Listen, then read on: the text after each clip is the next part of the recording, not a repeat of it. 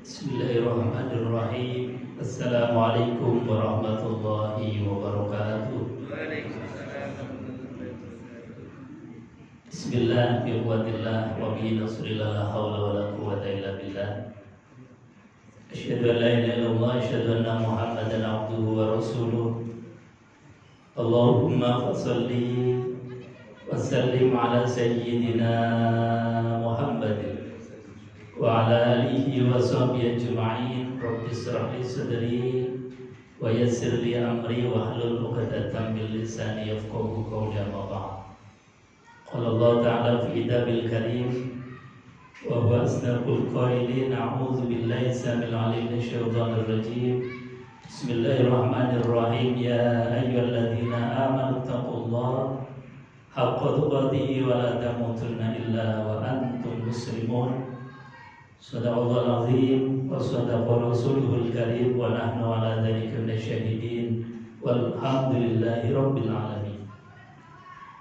Hadirin jamaah Majelis Ta'lim Masjid Al-Mu'tasim, dan juga tidak ketinggalan pengurus takmir dan juga yayasan yang hadir di majelis yang mulia ini, Bapak Ibu yang dimuliakan Allah Subhanahu wa taala. Alhamdulillah, di kesempatan sore malam hari ini kita dijumpakan kembali oleh Allah Subhanahu wa taala di majelis yang mulia, di majelis yang tidak setiap orang itu melakukannya, dan ini adalah amalan yang hanya dilakukan oleh orang-orang yang hatinya punya keimanan kepada Allah Subhanahu wa taala.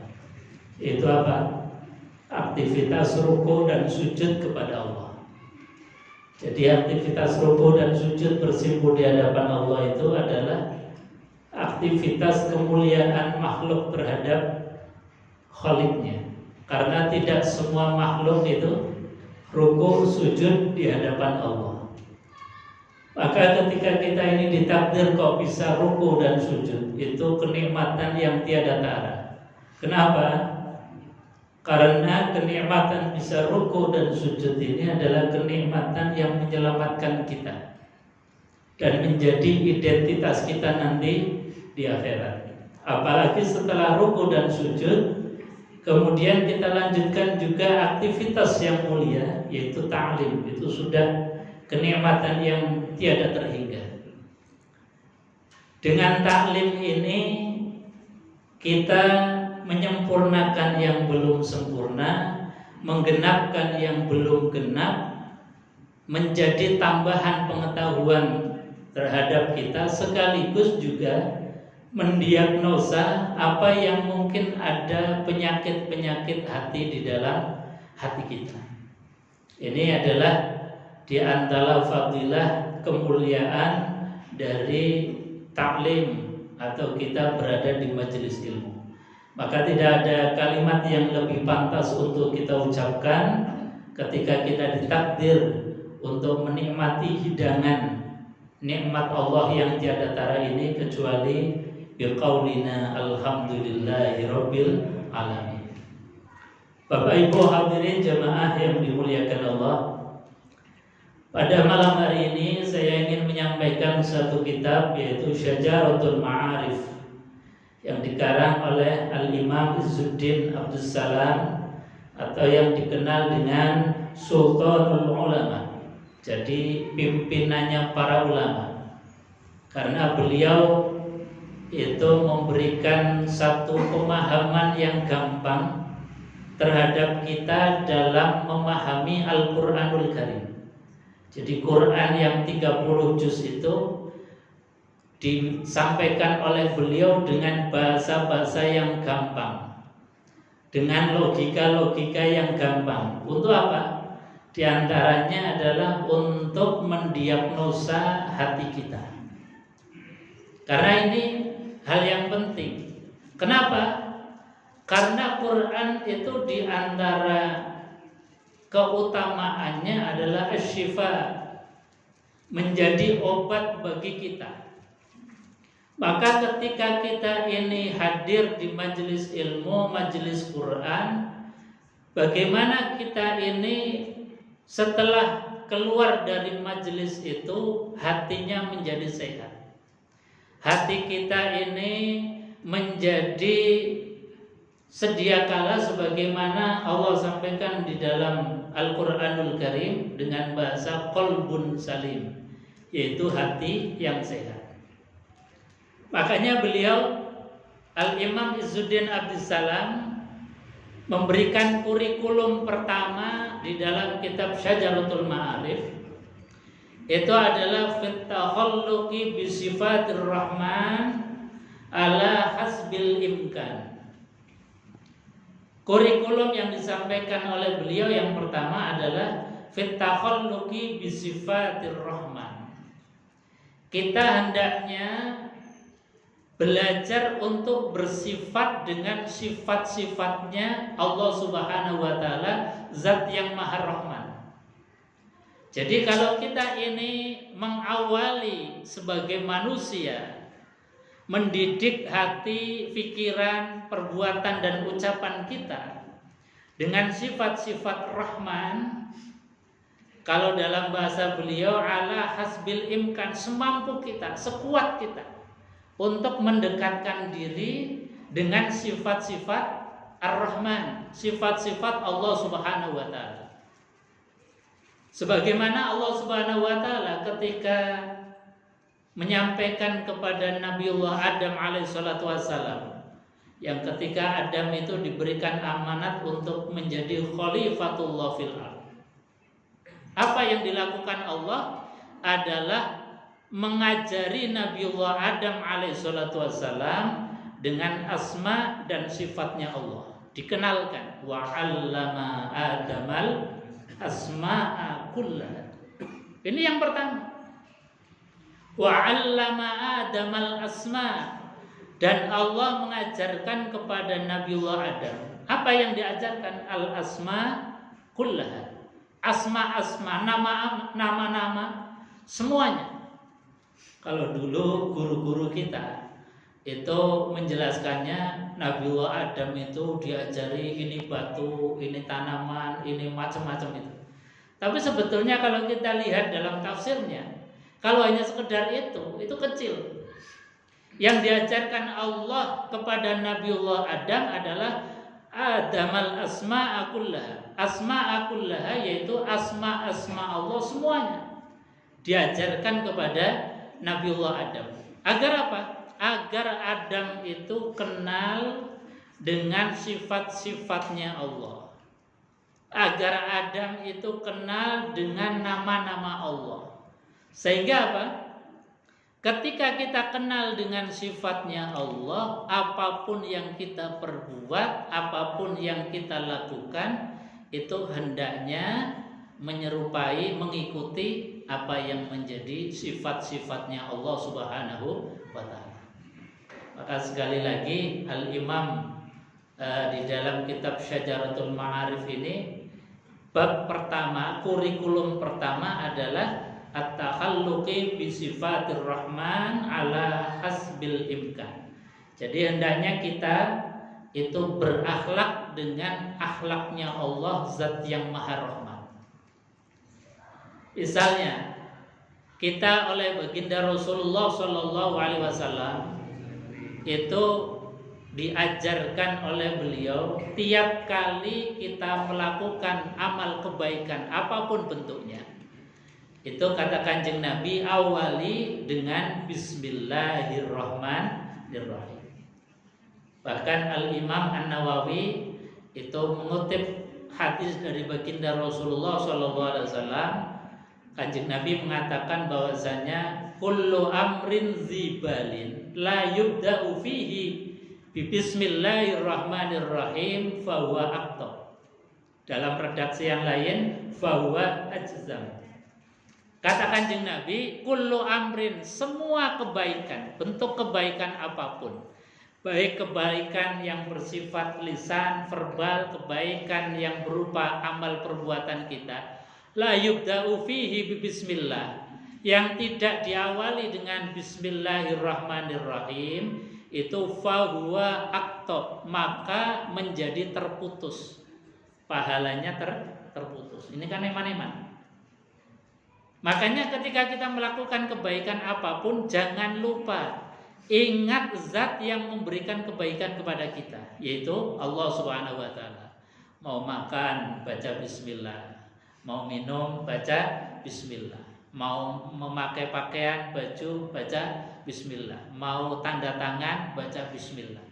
Maka bismillah di awal kebaikan kita menjadikan berkah.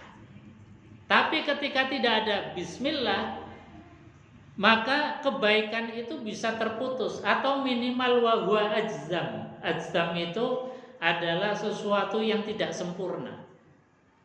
Ini kan jadi eman-eman, sudah kita berupaya jadi orang baik, ternyata kebaikan ini tidak sempurna. Apalagi bisa tertolak gara-gara apa?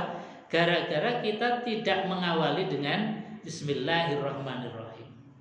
Nah, kenapa orang yang tidak mengawali kebaikan itu dengan bismillahirrahmanirrahim bisa tertolak?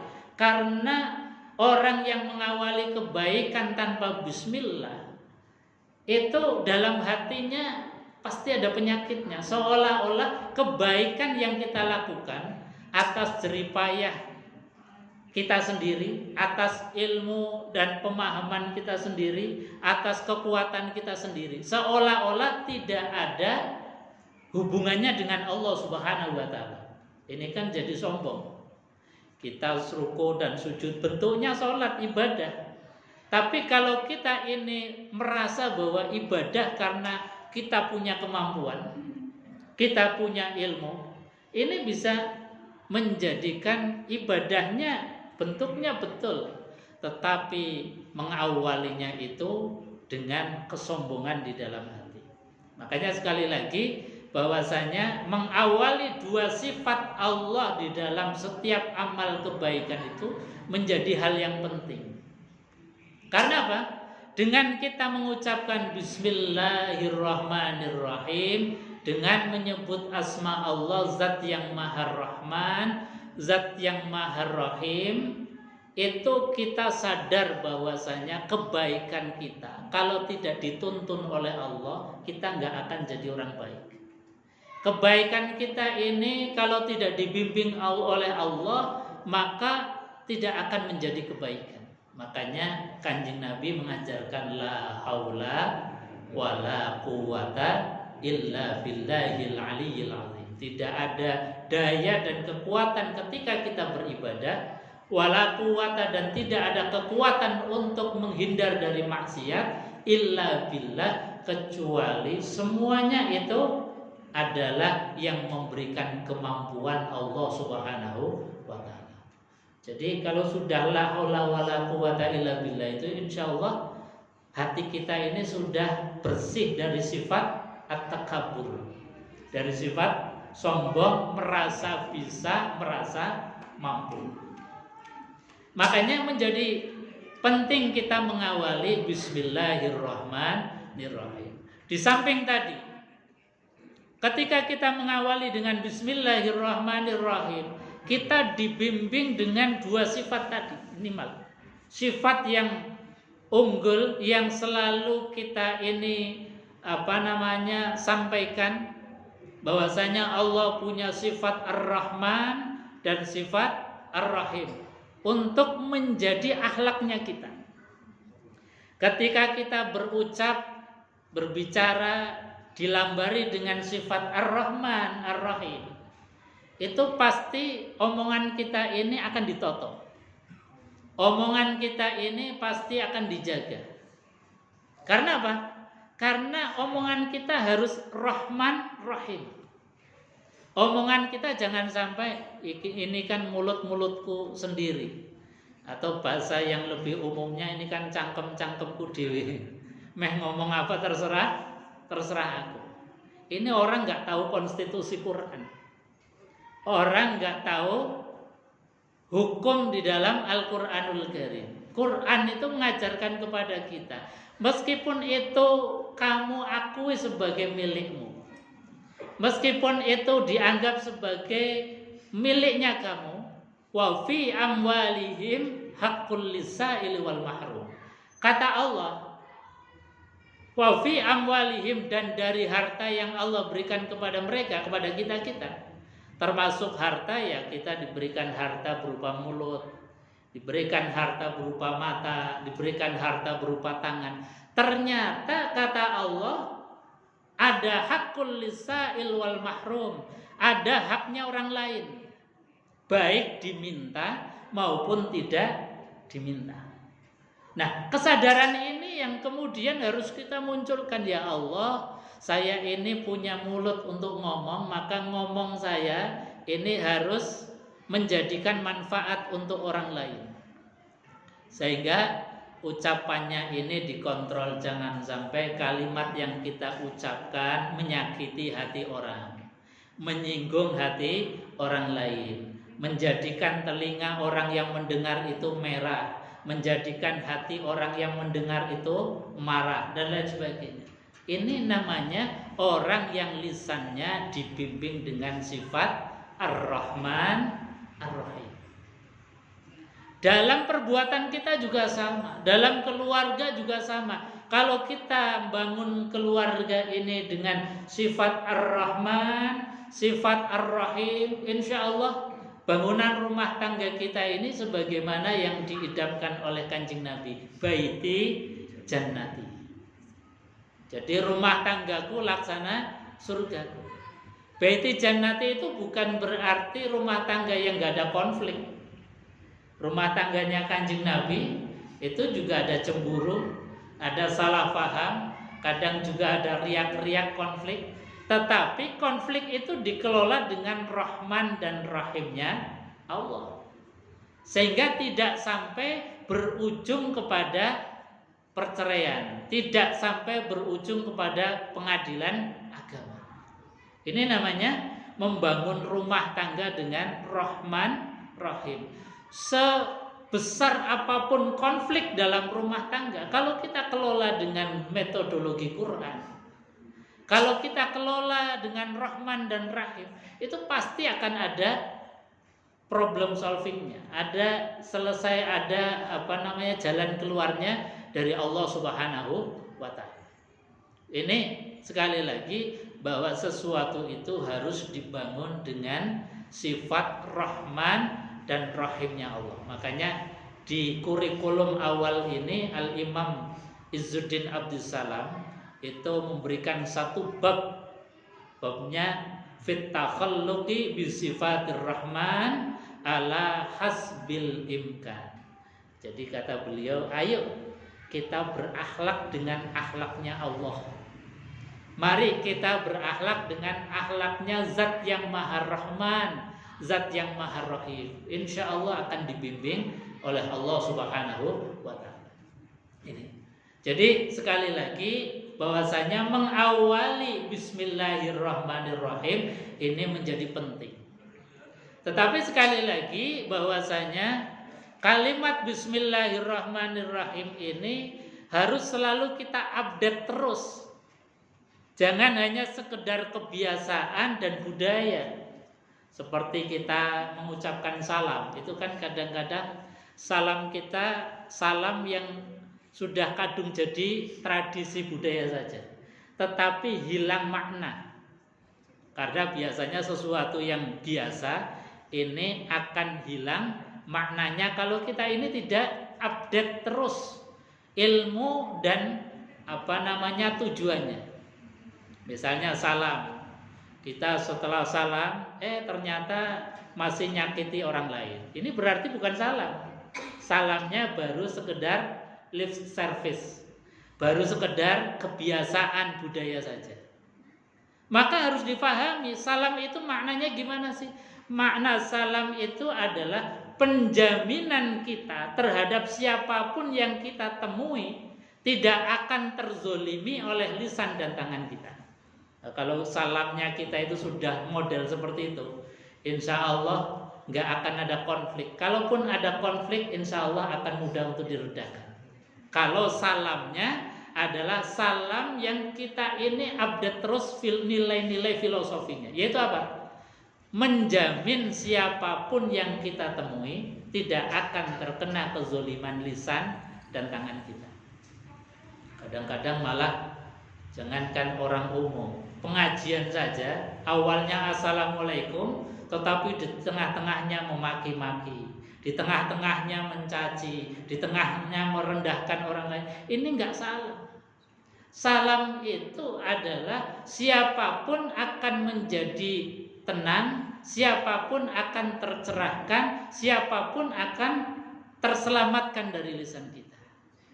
Makanya sekali lagi, salam yang sudah kadung menjadi kebiasaan kita itu harus kita maknai terus. Kalau kita mengucapkan assalamualaikum terhadap siapapun yang kita temui, itu artinya kita menjamin kamu insya Allah selamat, kamu akan terbebas dari kezoliman lisan dan tangan saya. Nah, itu sejatinya seorang muslim. Karena apa? Kanjeng Nabi menjelaskan siapa muslim sejati. Al-muslimu man salimal muslim min lisanihi wa yadihi. Seorang muslim sejati adalah ketika bisa menjamin orang lain, muslim yang lain, dari kezaliman lisan dan tangannya. Makanya kita belajar terus menjadi muslim sejati. Satu item saja, menjaga lisan saja itu sudah luar biasa. Hadirin jamaah yang dimuliakan Allah Subhanahu wa taala. Apalagi bismillahirrahmanirrahim. Bismillahirrahmanirrahim yang setiap saat kita ucapkan harus kita update maknanya. Jangan hanya sekedar bismillahirrahmanirrahim kemudian makan, bismillahirrahmanirrahim kemudian minum. Kita maknai terus. Apa maknanya? Maknanya itu kita melakukan aktivitas adalah atas namanya Allah Subhanahu wa taala. Bukan atas nama kita. Mungkin kita karena lapar kita makan, tetapi sejatinya ketika kita makan itu adalah bentuk manifestasi kita ini menjadi wakilnya Allah.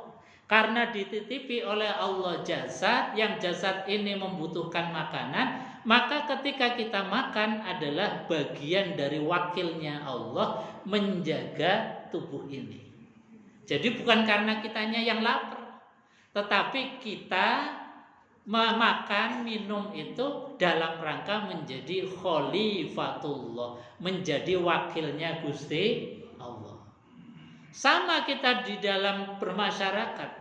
Ketika bermasyarakat agar misalnya satu wilayah tertentu bersih, kita ada kerja bakti gotong royong. Gotong royongnya kita bukan hanya sekedar kita menjadi bagian warga, tetapi juga bismillahirrahmanirrahim atas nama Allah untuk menjaga lingkungan bumi ini agar tetap terjaga. Maka saya jadi wakilnya Allah untuk melestarikan bumi. Makanya kita ini diawali dengan bismillahirrahmanirrahim.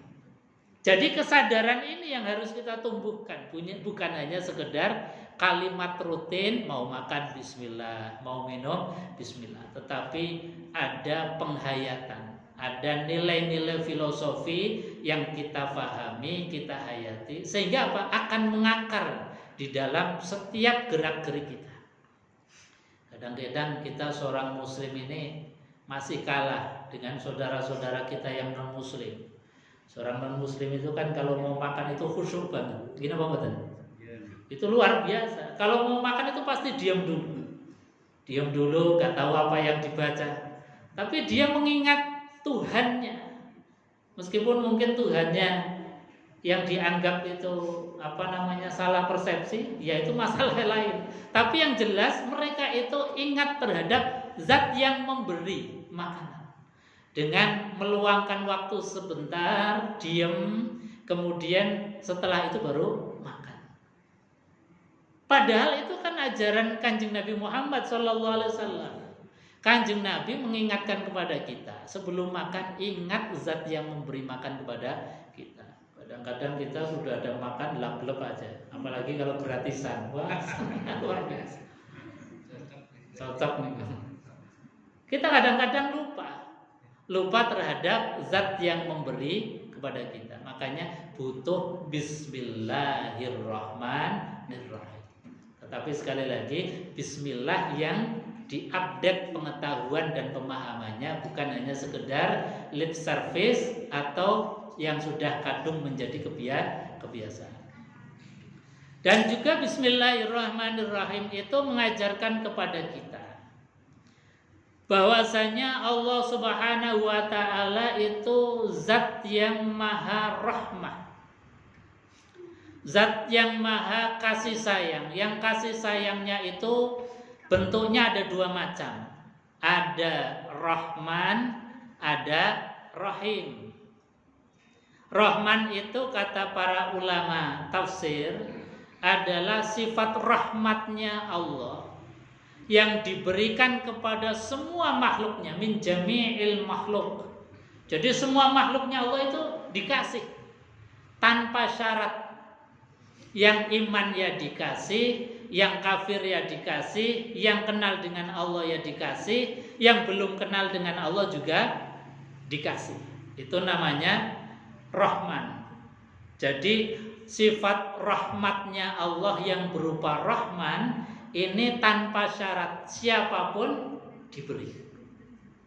Yang manusia yang diberi, malaikat yang diberi, jin setan yang diberi, hewan juga diberi, semuanya mendapatkan bagian rahmatnya Allah yang berupa Rahman. Tapi kata para ulama, rahmannya Allah ini baru hanya 1% yang Allah berikan di dunia ini, yang tanpa syarat tadi.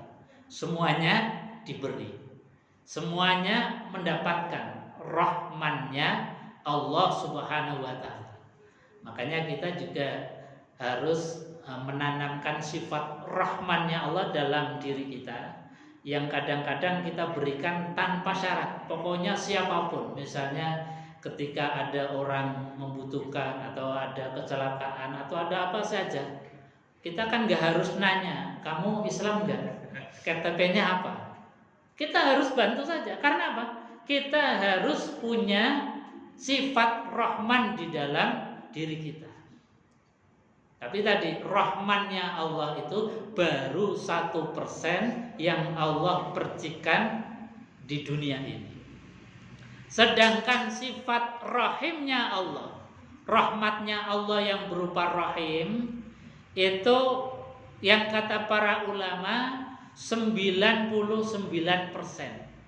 Dan ini khusus hanya yang menikmati, yang mendapatkan tiket adalah orang-orang yang beriman. Kita kan gak bisa membayangkan, yang 1% dibagi semua makhluknya saja, kita ini gak kurang-kurang. Nikmatnya luar biasa yang sudah kita rasakan. Apalagi yang 99 nanti akan diberikan di akhirat, yang ini khusus untuk orang yang beriman. Makanya nilainya dan nikmatnya surga itu enggak terbayangkan, karena tadi yang di dunia ini 1% aja kita nikmatnya sudah turah-turah, sudah luweh-luweh, sudah bisa menikmati, apalagi nanti yang 99% rahimnya Allah di akhirat. Cuman kalau dalam bahasa Al-Quran, rahimnya Allah itu bersyarat. Tidak semua orang itu mendapatkan rahimnya Allah. Kalau rahmannya Allah, semua dapat. Makanya kita harus berusaha, kira-kira kita ini sudah pantas enggak untuk mendapatkan rahimnya Allah? Sudah dapat tiketnya enggak? Makanya kita harus buka Quran. Ternyata di dalam Al-Quran, ulaika yarjuna rahmatullah, mereka itulah orang-orang yang mengharapkan rahmatnya Allah yang berupa rahim. Itu syaratnya ada 3. 1, innalladzina amanu, harus punya iman. Jadi sebaik apapun orang non-muslim, dalam hubungan sosialnya baik, tetapi kalau nggak punya iman, nggak punya passwordnya untuk mendapatkan rahimnya Allah, ini nggak akan dapat. Jadi iman itu harus dibuktikan dengan kita punya password. Passwordnya apa? La ilaha illallah. Itu passwordnya untuk mendapatkan rahimnya Allah Subhanahu wa ta'ala. Makanya Kanjeng Nabi itu mengingatkan terus kepada kita, jangan sampai passwordnya itu lupa. Sebab password wifi saja salah huruf satu aja itu nggak akan bisa masuk. Gitu Pak Betul? Satu huruf salah password masuk wifi itu muser-muser terus nggak bisa masuk. Apalagi nggak tahu passwordnya, salah password pasti nggak akan masuk. Makanya Kanjeng Nabi Muhammad SAW mengingatkan kepada kita, jaddidu imanakum biqauli la ilaha illallah. Perbarui terus, update terus imanmu. Jangan sampai lupa, jangan salah password kita. Kalimat la ilaha illallah itu luar biasa. Kalimatu haqqin 'alaiha nahya wa 'alaiha namut wa biha nub'ats. Kalimat yang dengan kalimat itu kita diciptakan oleh Allah untuk eksistensi la ilaha illallah. Dengan kalimat itu juga kita diwafatkan oleh Allah. Dengan kalimat itu juga kita dibangkitkan oleh Allah Subhanahu wa ta'ala untuk mempertanggungjawabkan apa yang menjadi perilaku kita di dalam kehidupan ini. Jadi kalimatu haqqin itu luar biasa. Bahkan saking kebenarannya mutlak, itu sampai Kanjeng Nabi mengatakan bahwasanya inzana insaroko. Meskipun barangkali orang yang percaya terhadap la ilaha illallah, pernah mengucapkan la ilaha illallah, itu pernah melakukan dalam hal sosialnya, pernah mencuri, pernah zina, itu tidak bisa mempengaruhi kalimat hak kebenaran la ilaha illallah. Jadi kalimat la ilaha illallah tidak bisa dibatalkan oleh perilaku sosial kita. Meskipun perilaku sosial kita itu punya konsekuensi sendiri.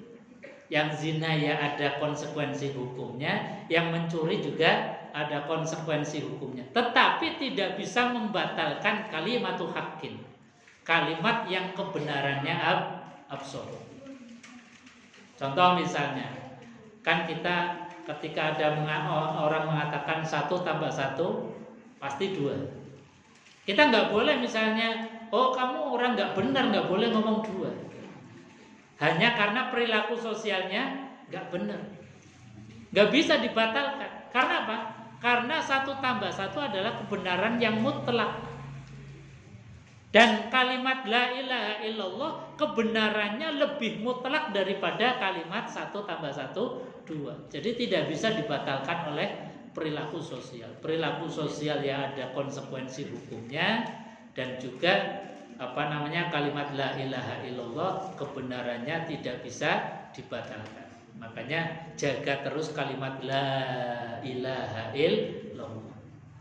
Makanya guru-guru kita, orang tua kita dulu, para ulama itu mendidik kita, menanamkan la ilaha illallah itu sampai dibuatkan jadi tradisi yang kita kenal dengan tradisi la ilaha illallah atau tahlilan. Masalah kita ini setuju atau tidak, tapi itu bagian tarbiyah, metodologi para ulama di dalam menanamkan kalimat la ilaha illallah. Jadi dulu di kampung-kampung, kalau ibu-ibu habis lahiran mengumpulkan tetangga, ya la ilaha illallah. Ketika anak khitanan ngundang saudara tetangga, ya yang dibaca la ilaha illallah.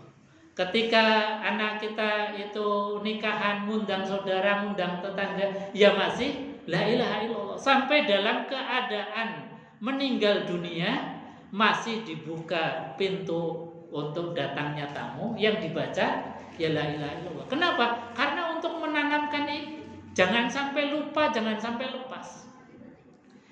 Karena kalimat yang sudah biasa ini akan menjadi perilaku. Dan ketika suatu saat kita ini butuh, ketika dalam keadaan nazah, mulut barangkali sudah nggak bisa untuk berucap, itu la ilaha illallahnya yang akan datang membimbing lisan kita. Seperti contoh ini ada di media sosial.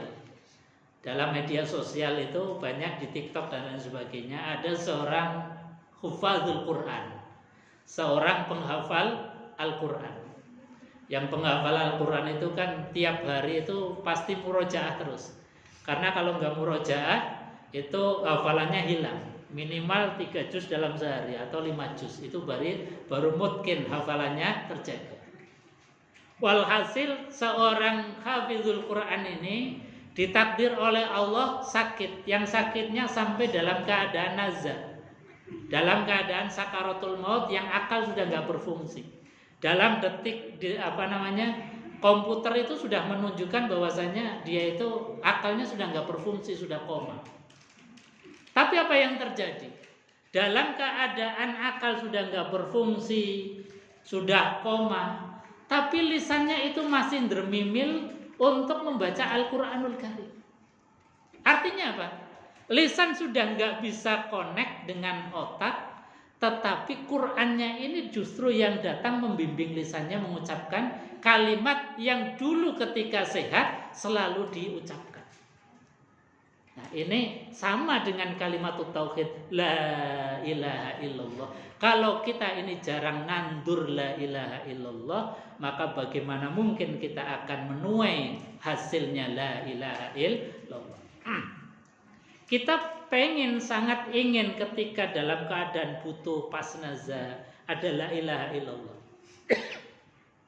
Karena Kanjeng Nabi Muhammad SAW dalam sebuah hadis beliau mengatakan man qala fi akhirihi la ilaha illallah dakhalal jannah.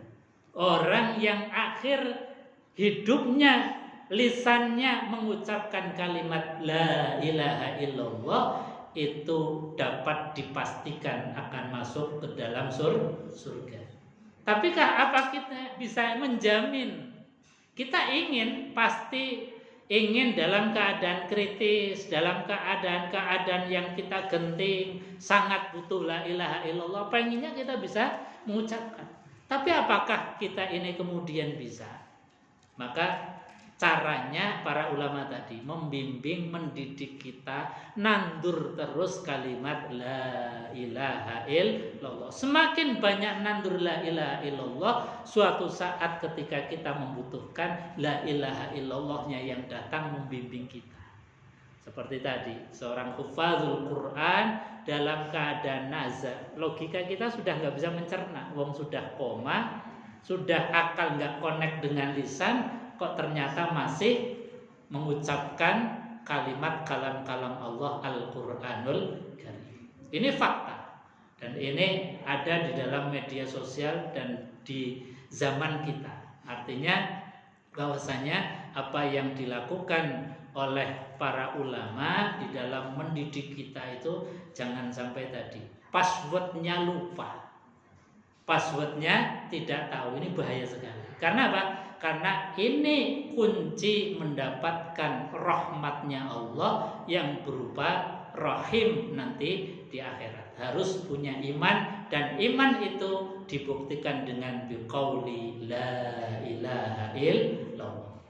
Yang kedua, cara mendapatkan rahimnya Allah adalah harus wahajir. Ini sudah masuk isya, insyaallah mungkin bisa dilanjutkan di kesempatan yang akan datang. Kita jaga terus kalimat la ilaha illallah sampai akhir hayat kita, insyaallah kita diwafatkan dalam keadaan husnul khatimah. Amin ya rabbal alamin. Kita tutup majelis ini dengan doa kafaratul majelis bersama-sama. Bismillahirrahmanirrahim. Subhanakallahumma wa bihamdika asyhadu an la ilaha illa anta astaghfiruka wa atubu ilaik. Assalamualaikum warahmatullahi wabarakatuh.